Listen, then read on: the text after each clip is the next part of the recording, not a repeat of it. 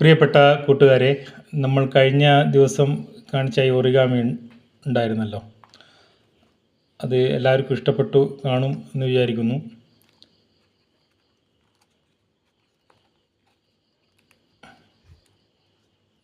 ഈ കാണുന്ന ഈ ഒറിഗാമിയാണ് നമ്മൾ കഴിഞ്ഞ ദിവസം ഉണ്ടാക്കിയത്.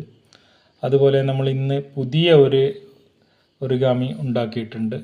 ഇതാണ് അത്. ഇത് നല്ല രസമുള്ള ഒരു ഒറിഗാമിയാണ്.